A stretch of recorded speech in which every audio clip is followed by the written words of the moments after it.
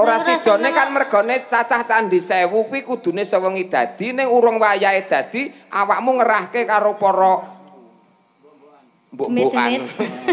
Karo para bolo-bolomu kuwi ngerahke supayane nangekke sing jenenge jago supaya kluruk lan liya-liyane. Dadi badar ya ana kono kuwi. Lha kuwi tak lakoni ben aku ki menolak sampean. Nah, gandeng kowe wis nolak si Bandung Bandawasa, lara ati Bandung Bandawasa, cacah candhi 1000 mung kurang siji, katresnane ditampik utawa ditolak, siji candhi sing pinangka jangkepe, Rara Jonggrang sing dadi jangkepe. Ngono tapi jane sampean jarene tresno karo aku kok aku mbok dadekne patung. Lah mergo kowe nolak. Lho tapi jarene tresno. Ya jane tresno ning gandeng kowe nolak terus aku lara ati. Sakit hati, Dik. Wong lanang nek wis sakit hati tenan, apapun akan dilakukan, Dik. Oh, ngono ya, Mas. Mula aja gawe kecewane wong lanang. Ngene Pak Yaya. Mbuh. Nek digawe kecewa. Anu langsung lagu.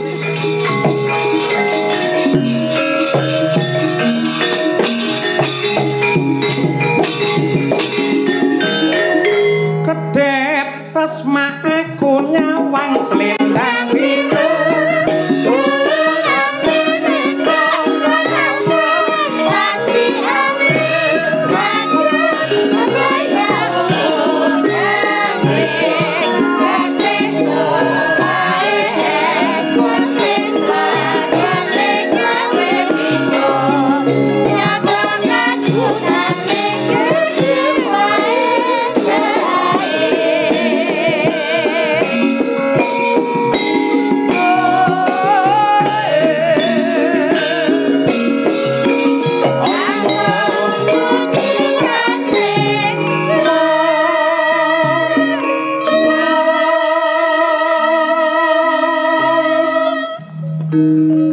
Monggo Mbak Tri Hastuti Tirnawati.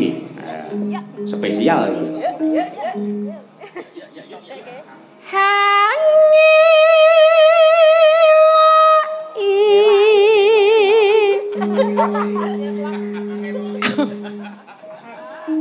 Baleni nalo. Senengane dibalen-baleni. 2 kali aja. Coba kaya apa?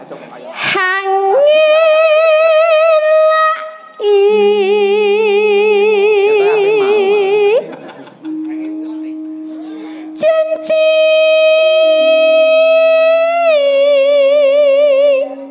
Halah selendang biru.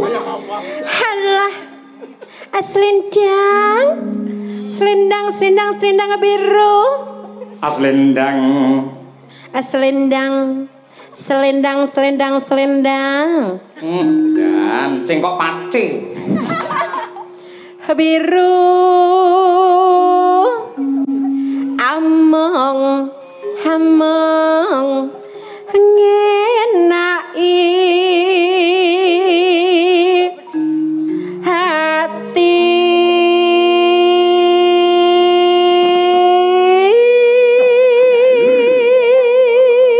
Nora tekan. Ayo. Nora tekan batin batin batin setiamu.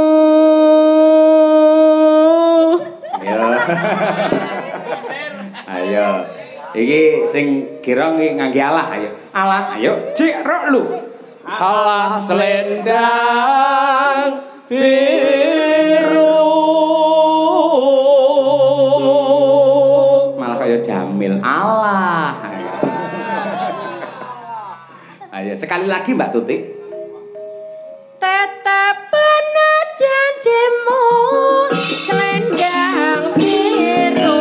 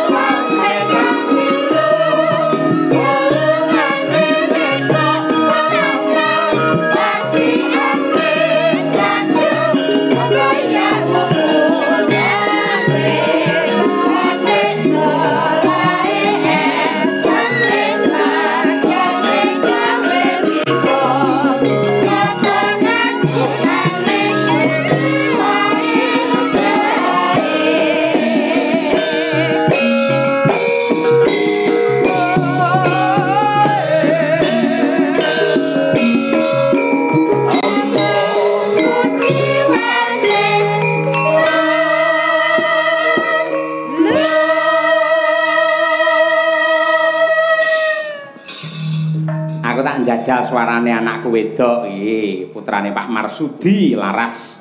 Coba kaya apa iki. Nduk, Mutiara. Nggih. Nggih, nyapa lho untune dadak dipageri ngono. Nggih kersane rata. Kersane rata. Nggih. Ben rata. Apik ngene pirang sasi nduk lek mageri? Pun tahunan niki malan. Tahunan. Nggih. Kan wesi dicor pisan. Dados omah saya dangu. Dados omah. Heeh, ya kuwi kari nggoni. Ayo. Ayo. Omah apa sing kena dijak lunga?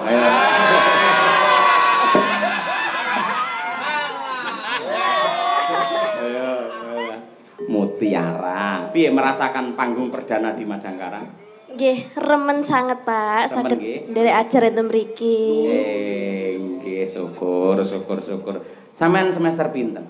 Nembe semester sekawan. Sekawan. Nggih. Masyaallah, sik semester 4. Si indil-indil sampeyan. Nggih, indil-indil. Nek Mbak Tuti wis ondol-ondol kaya pisan. Nggih, wis senior maksude. Ya.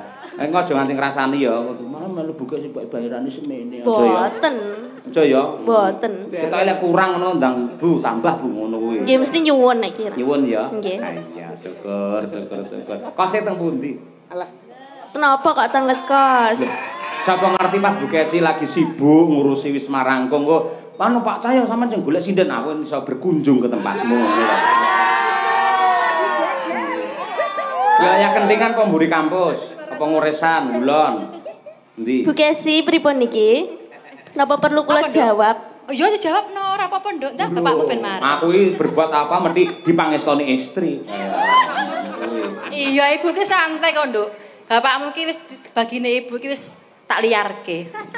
Liar rembunan. Oh, dadi padake kewan aku iki kaya ngono. Wis ra apa-apa ngene ya. Nggih ngajeng isi. Ngajeng isi. Nggih. Iya, sing anu nggen apa kae rektorat apa sing nggen anu tari kae. Cerak masjid. Masjid. Nggih. Ya ampun, dadi mendino turunmu ning Kalimasada kae. Nggih. Masjid kae. Nggih. Oh iya. Solekah ngoten kersane solekah. Oh Soleka. Nggih. Oh iya. Amin. Urung Nduk. Ayo. Semester 4 rada Soleka iki suwi-suwi wo Triwikrama. Iya. Triwikrama. Ayo. Triwikrama tri iki telu, krama iki circle, dadi telung circle. Kula jane nggih dereng paham tapi ajeng tangket mboten wantun. Jojo takon. Rasa takon. Meneng.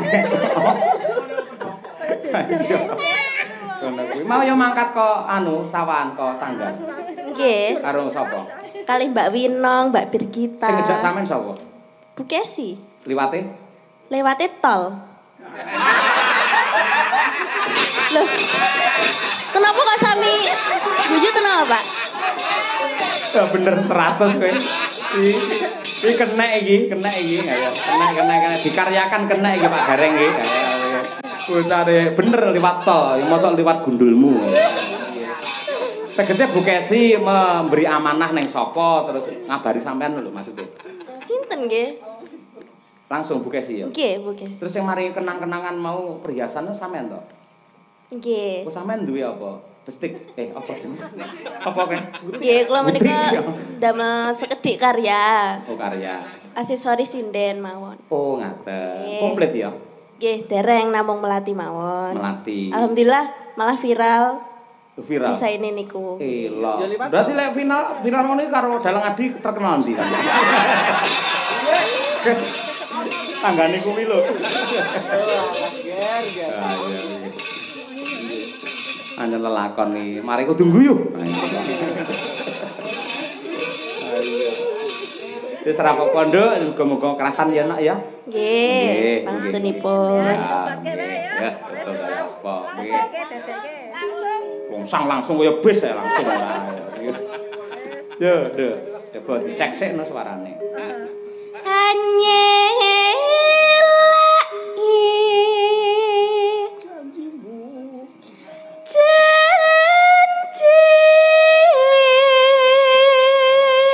Loh, mentale wis dadi. Biasane lek rombongan anyar ngene iki ngelaki. Janji. Ngapunten Mak Pipis. Oh ya. Lah iki langsung dadi ya bocah iki ya. Kulino melu panjenengan to, Nduk? Nggih, tapi kita sih ajar. Oh, ajar. Oh iya. Dulu angger piyayi, angger Pak Marsudi, angger mburine di ngono ngendi anak-anake apik-apik ngono nggih. Abi. Ayo. Terus aja diganggu sih. Ayo. Yuk. Selendang, ayo. Selendang biru. Selendang biru. Among ngenaki ati. Aja manut winong diblocokne biasane cahane. Amung to biasane dhek kleru ngambung ki malah kok. Amung sing bener. No ratakan batin. Naratakan batin setiamu. Mbak Tutik dhewe, ayo. Glun, suara gede, ayo. Kenapa harus saya toh Pak Yoyo? Kenapa harus saya Walid? Kan ada yang lain toh Pak Yoyo. Ora pokoke lek ora kowe aku moh aku. Wis kowe kacek 1.000 lek ora kowe moh aku. Mas Dar, jangan begitu. Centengin dulu. Suwi ora nyeluk Mas Dar. Mas Dar yang enak Mas Dar. Posisinya. Iya, kalau gendar itu posisinya harus enak dipandang dan rapi gitu loh. Ngono bojone apa betah ya. Koma aku meni aku kuru langsung ana. Nika sing kita ngomong ngampet tok. Ah ya mulo ngopeni pitik doro. Yo. Selendang. Gede. Ajare seneng kamu. Tapi kalau saya besar suara saya nanti gimana gitu kalau alah pagi. itu. Wong ya suara cilik padha ae gimana kaya. Gorokan saya tuh masih sempit Pak Yoyo. Iya sempit marah. Alah. Ayo gede. Iya. Belajar makan yang besar-besar ya. Ya. Selendang biru.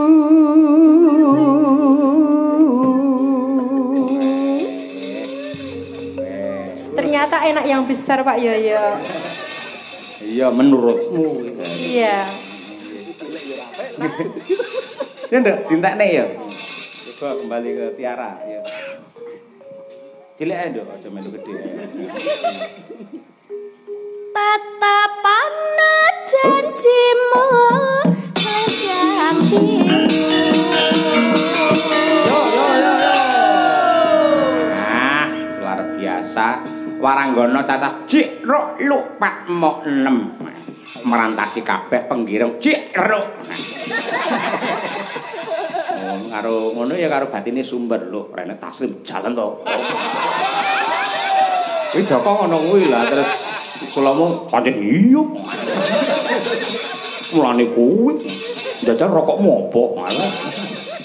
Luar biasa Madangkara jangkep sowan wonten ing dalemipun Bapak Suwita ingkang lenggah wonten ing dusun Nyimput Purwosari Babatan Ponorogo anggenipun tasakuran ulang tahun perkawinan Mas 50 tahun sembah nuwun katresnanipun sembah nuwun nggih. Sami kalian Mbah Sukron menika taun ngajeng menika insyaallah nggih ulang tahun Mas rencananipun badhe ngundang wayang orang Sriwedari sak pengrawite pisan. Nggih, komplit pokoke lek golekne dina praine lak malam Senin sok wayangan wayang wong malam Senin boyong ning Blitar. Wah, jan luar biasa. Mangsa borong Mas Imam. Kanca-kanca mangsa borong anggenipun ngopeni bincang wonten ing Karangjati Blitar. Nggih. Ketoke Mas Imam arep dapuk sekipu. Dadi sekipu. Mboten nggih. Mbah nuwun. Sak menika ngaturaken ingkang nuwun sewu klangenanipun Bapa Suwita menika jebul babakan ingkang seger-seger pamane kaya tayupan. Men napa niku Pak D Gareng men jumeneng ditayubke apa kae jenenge yen cara sragenan kae aku malah lali. Nino ya apa? Kijing miring, nggih kijing miring. Kijing miring. Suwi ra metu alah Pak. Kita. Ayo. Tapuk. Ayo. Kijing miring. Nggih.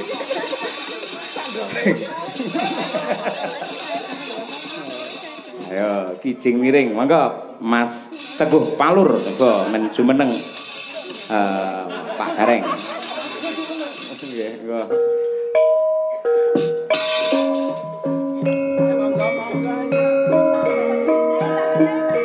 Tik, gayamu sok alim kowe ae.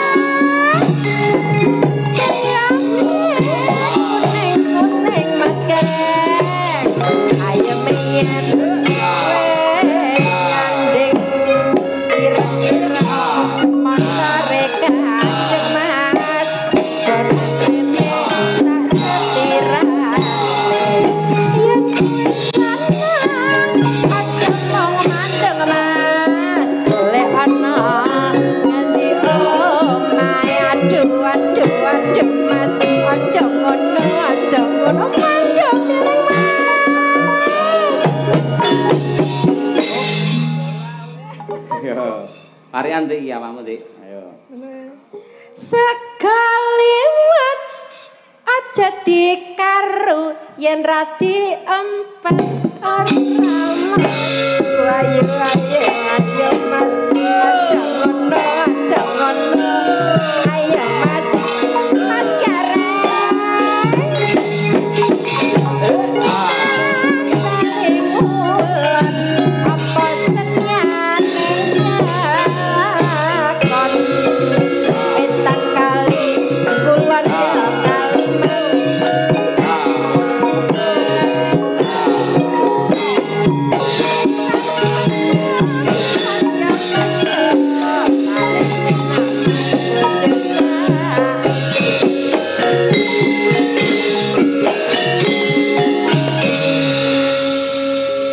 Niki nggih kasanah budaya kok Mas Gareng. Leres Pak, kijing miring kasanah budaya. Nggih. Sampun wonten sragen niki kaya dene wajib Pak. Ngoten nggih? Nggih, kijing miring ngeten niki ning niki klangenanipun Pak Suwita. Leres wau sonten kepareng-paring dawuh, kula nu seneng sing tayupan napa nika lho ngijing-ngijing Gareng napa-napa. Anu kijing miring Pak. Kijing miring. Senes kijing Gareng senes.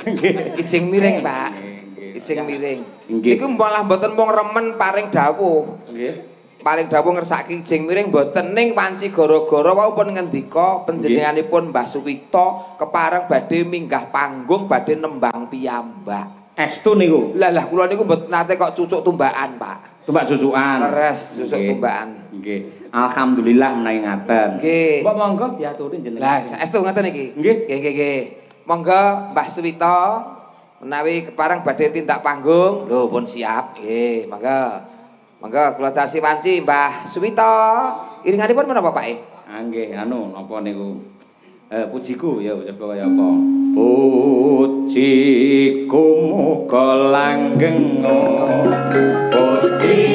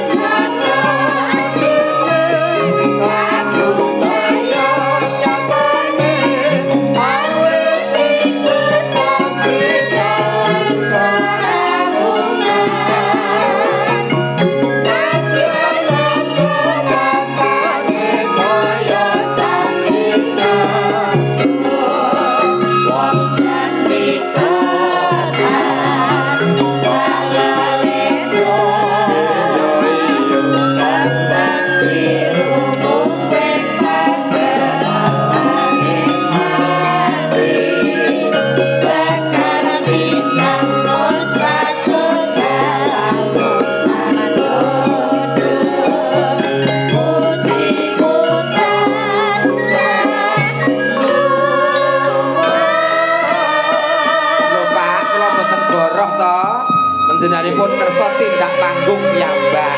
Nggih. Pancen piyai budaya ngeten iki ya, Pak. Nggih, Pak, ngertos ngoten wau sonten ngen limbukan kula aturi. Estu kula mboten ngertos. Nyuwun duka ingkang kathah, Pak. Njing limbukan jenengan kula aturi minggah. Nggih. Nanggap melih mangke. Sesasi melih, Pak, sesasi melih.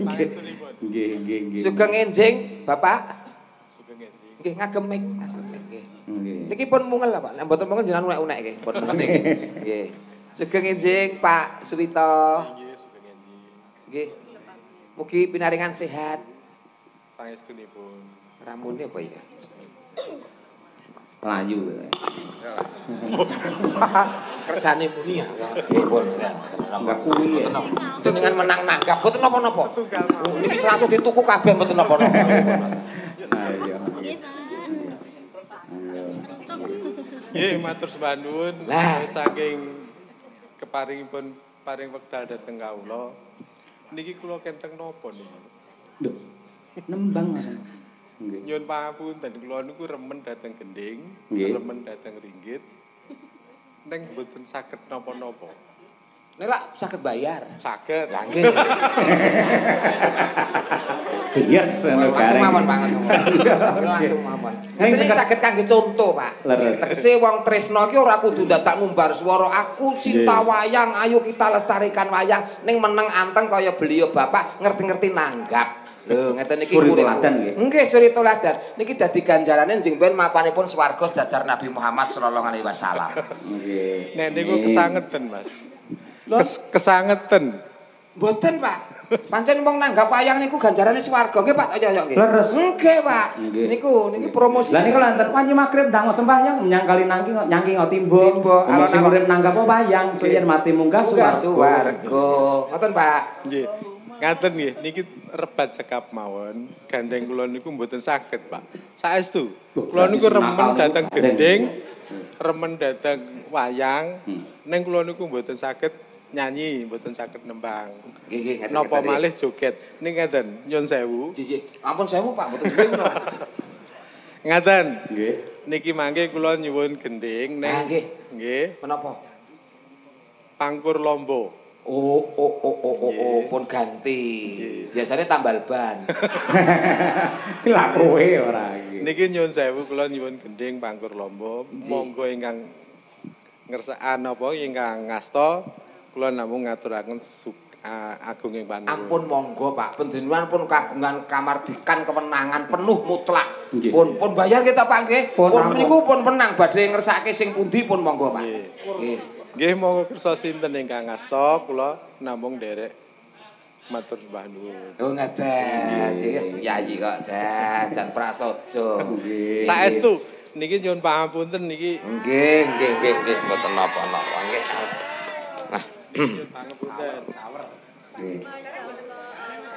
nggih, siji. Alhamdulillah Allahumma sholli ala Muhammad ya rokok loro dhewe telu aja bihali alaihi wasallim Allahumma komana pas walabdolin amin malah Pak mboten kula pun malah napa Pak pun sarwa kathah jenengan sing maringi kula ampun ngeten niki ngisi-ngisi alah nggih pun meksa malahan sampean nggih bola-balik nggih matur nuwun nggih Pak nggih Nggih sinten ingkang ngasta kula derek. nggih pestinipun ingkang dipun paringi paling kathah wau Pak sing ngasta Pak nggih wau sing paling kathah sinten Ibu Kesi. Bu Kesi nggih pun monggo niku pun Bu Kesi sing paling pun ning kantor rokok no Pak bojone Sinembang. Anu meneng mangke ngasta joget. Oh joget oh nggih bijaksana. Pakon kok mbok iki joget. Ora iso. Enake bare kok ayo. Coba. Mbak matur nuwun Mbah. Mbah Mas Wito nggih matur nuwun. Nggih sehat selalu Mbah Suwito kalian Mbah Putri, Mariati sembah nuwun katresnanipun. Mugi-mugi tansah pinaringan panjang yuswa. Ayo nggih. Piye Reng? Keriyen Pak niki kudu digenahke Pak niki nyangkut urip Pak. Lah kok iso? Niki saweran kok akeh men kok nganti 2 yuta iki kudu digenahke iki saweran apa pelunasan niki? 2 yuta saking Mbah Suwito. Oh, ngoten. Tenane lho. Nyicil 200 Pak. Badhe jangkepi napa? Mboten, Mboten, Pak. mboten. Kula niku ninggal tata krama, nungkak kali jenengan nganti jangkepi niku. Nggih. Niku riyen nggih. Pangkur. Kumbu. Ha iya. Lomba, nggih. Lomba diatur. Ngono mripate mendonong lho ngono dadak. Pangkur Irama. Pangkur Irama lomba betul Pak. Nggih, nggih. Nah, sing ngaturke Bu Kesi, soalnya pun beles 500 niku Pak. Iya, belas 500 nggih. Nggih, monggo benang nggih. Enggak, monggo pangkur lomba pamundhute Pak Suwito ya.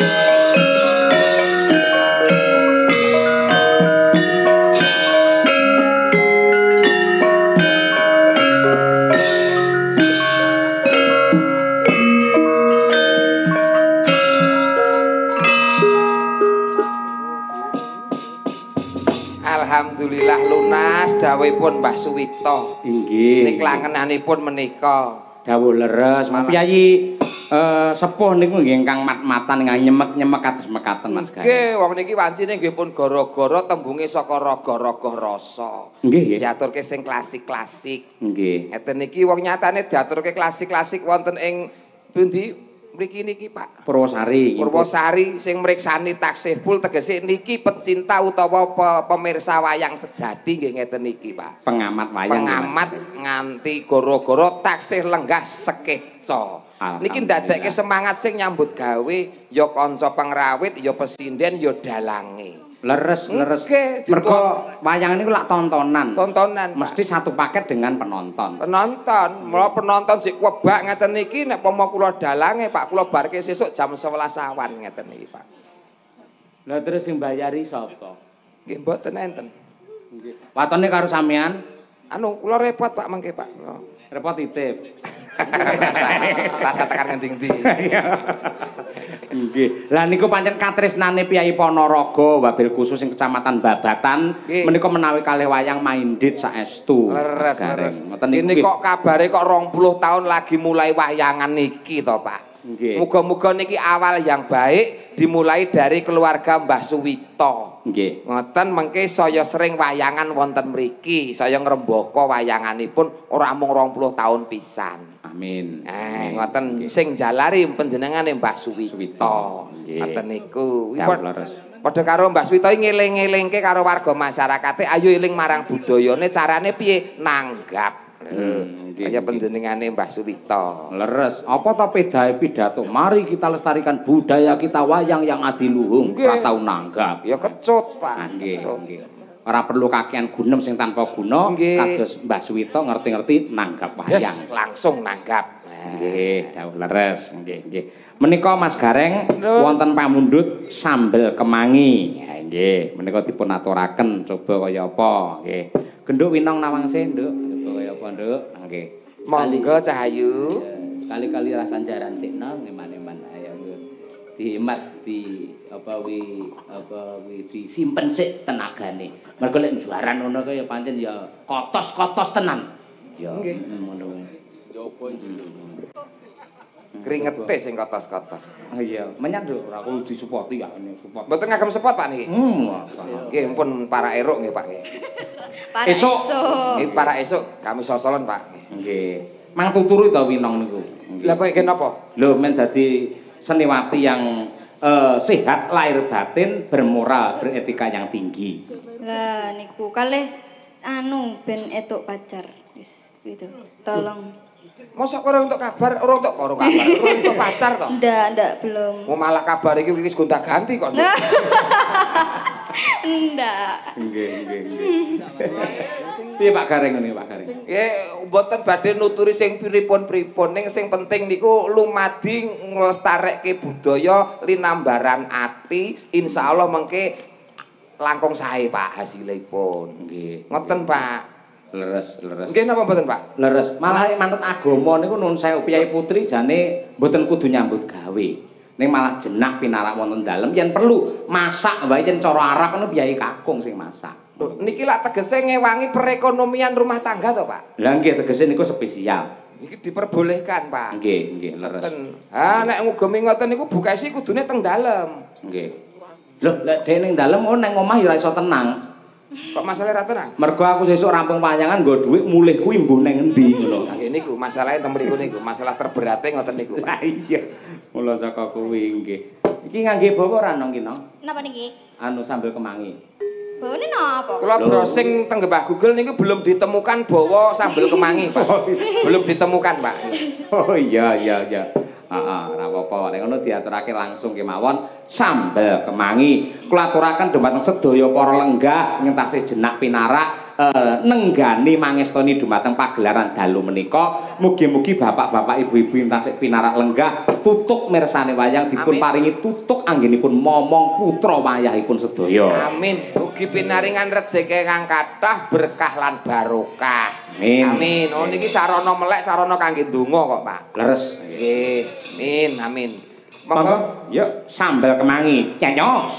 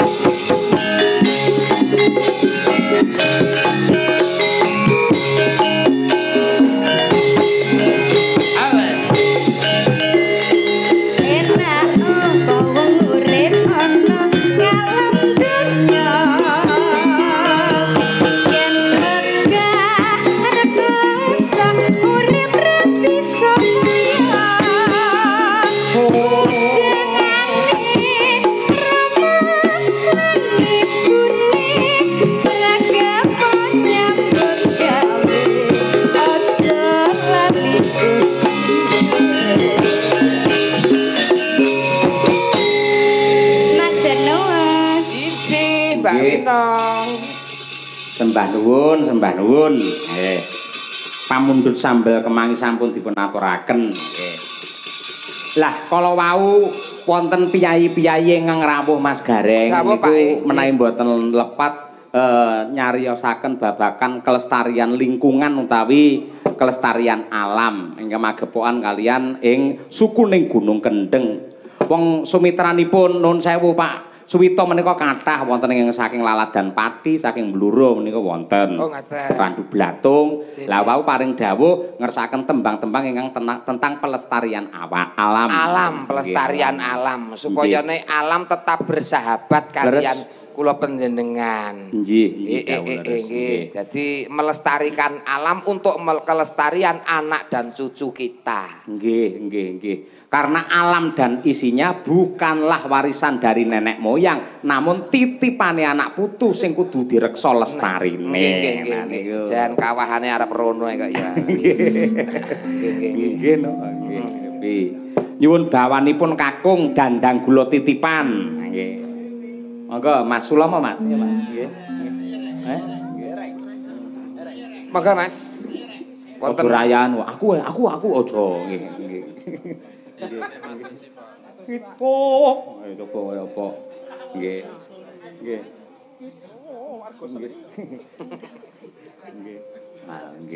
Tuntun kali Mas Daryanto aman. Picek tapi tuntun. Kuwi lho larase clok-clok ora nggih. Nggih Mas. Kita among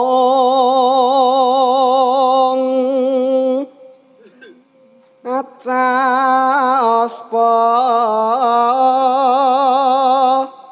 peling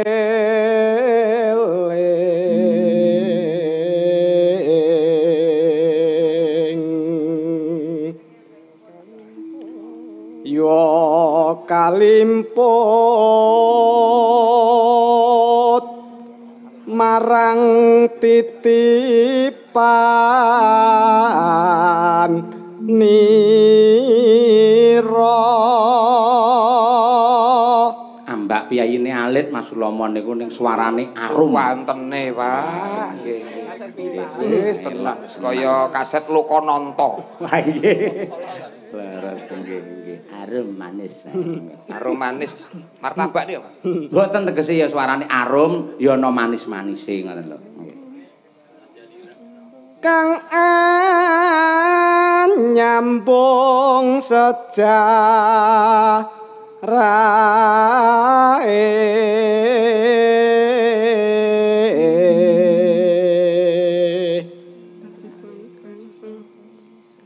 kewajiban kang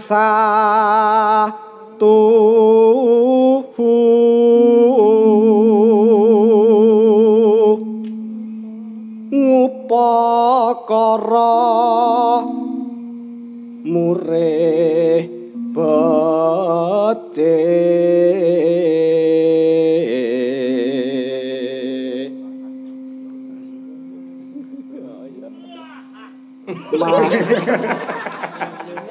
Sae niki bakal entuk rezeki, Pak. kok iso Anggere nek wong bawa terus diiringane nek wong angop karo watuk niku bakal mulih entuk rezeki gedhe, Pak.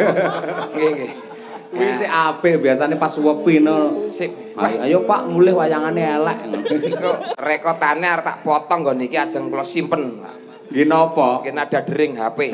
iya bapak wi kali kuwi Mas mamarti kau taman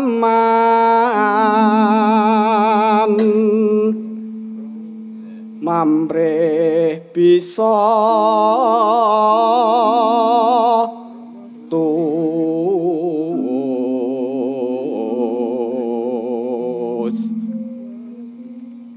rumeksa titipan nira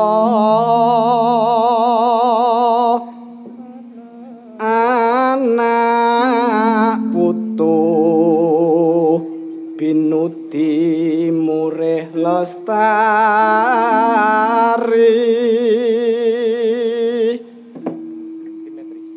poyo put Lah iki Payuta.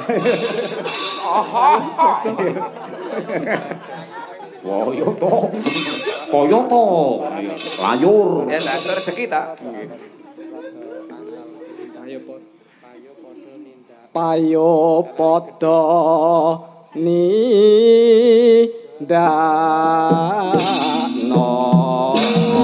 Ya.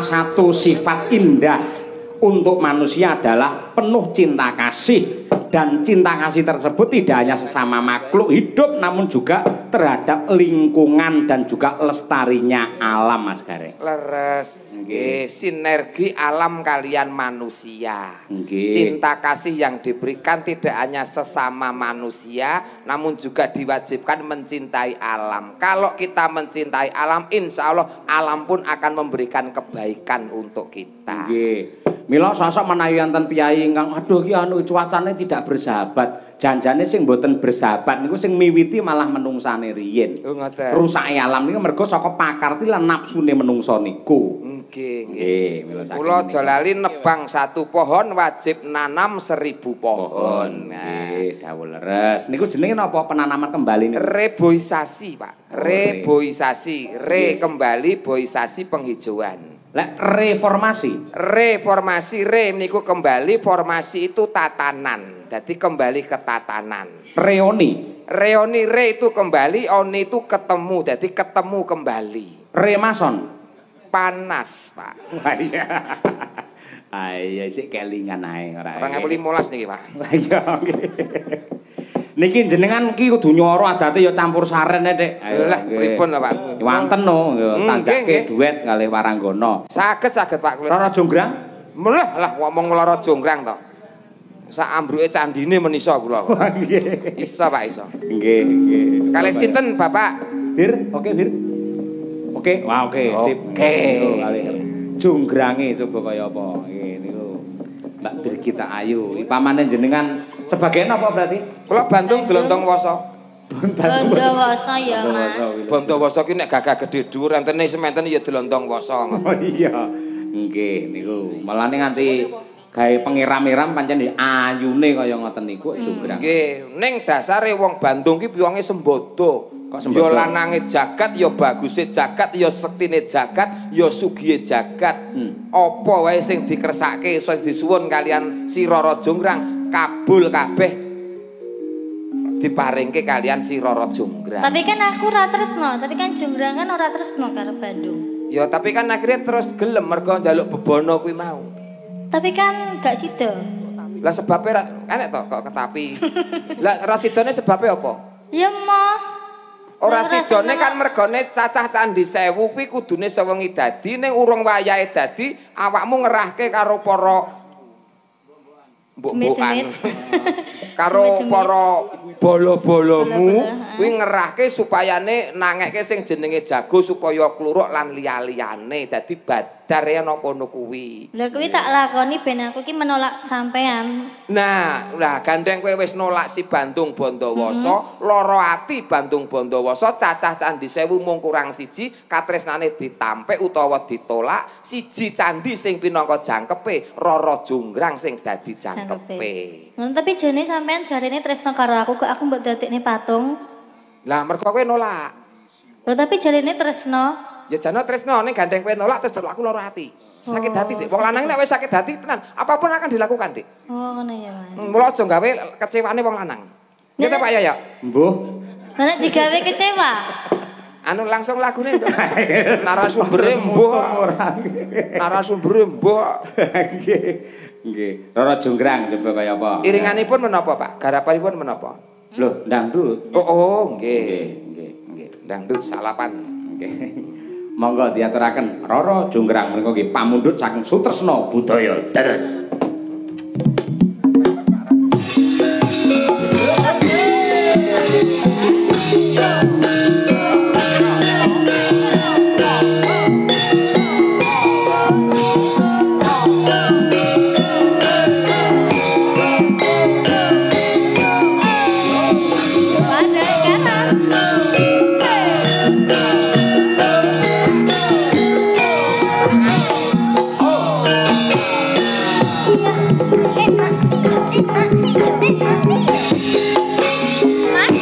Rara Jonggrang kowe pancen ayu tenan ora mokal akeh kang nandang kasmaran waspadakno prajuritmu kalah perang mula kowe dadi wanita boyongan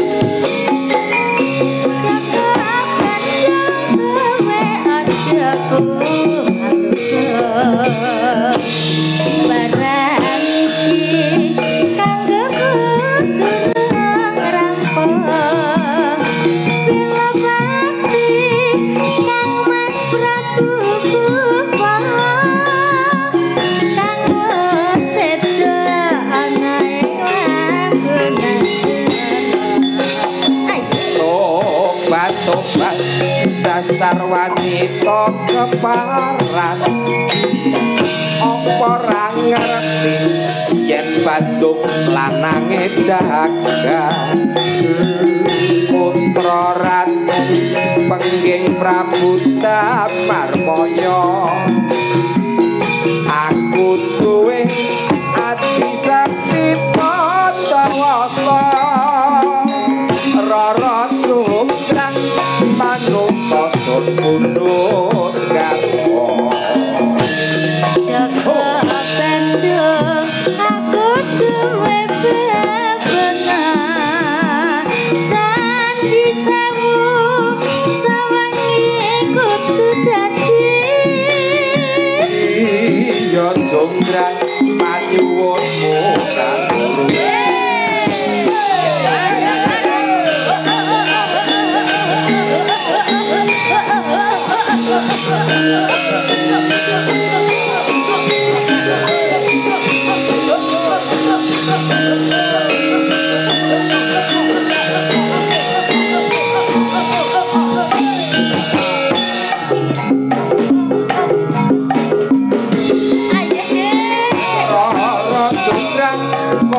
pancen ayu tresnan ora mokal akeh kang nandang kasmaran wasadakno prajuritmu kalah perang kowe dadi wanita boyongan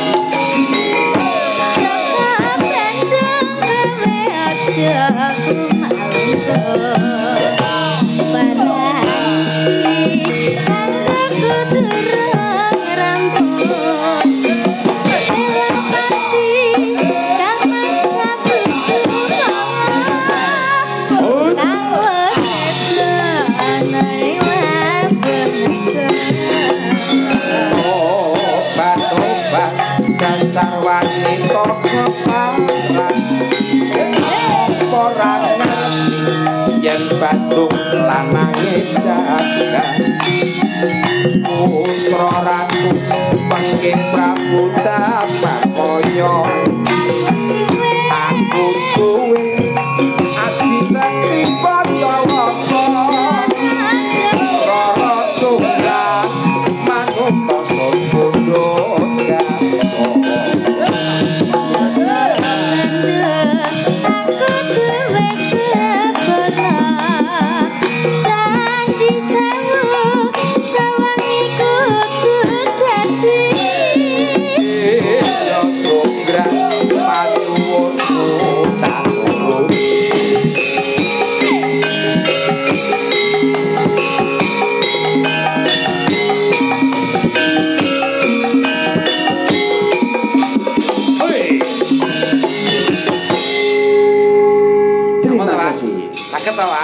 elok jenengan multi talenta. Nggih multi plasenta. Wah iya. Rasa aku nganggo taslim, Pak. Kok iso-iso kula. Oh iya. Ya kalau mongso ngono nggih blangkon lek melu. Nggih. Nyatan yo merantasi ngrampungi gawe. Merantasi, Pak. Lho pimpinan campur sari kok, Pak. Nggih. Mugi-mugi dipertimbangkan oleh panitia bersih desa wonten ing Purwosari. Mangke kula ingkang mayang jenengan sing ndageli ya. Nggih, Pak, nggih, Pak. Ketoke ora tertarik ngono sampean modele. Tertarik, Pak, tertarik. Ketoke wis isi kok ketoke dhek lari sira umum. Mboten, Mas Gareng, Pak kripik gedang kripik telo sithik edang waton rata. Nggih. Matur nuwun jenengan kepareng ngancani kula nglipur para warga masyarakat ingkang kepareng nglenggahi hadat lan ugi syukuranipun wonten ing dalemipun Bapak Suwito mriki. Pak Yoyo, nggih, nglenggono sedaya lepat saka kekirangan kula Pak Yoyo. Nyuwun pangapunten nggih Pak Yoyo, damel regeting pepanggunganipun Pak Yoyo. Mboten. Sehat selalu Pak Yoyo beserta keluarga besar Ma Dangkara. Nggih. Nggih, laris pinaringan slamet rahayu wilujeng sembah nuwun Mbah Suwito, warga masyarakat sedaya pinaringan rahayu sedayanipun. Amin ya rabbal alamin. Sembah nuwun.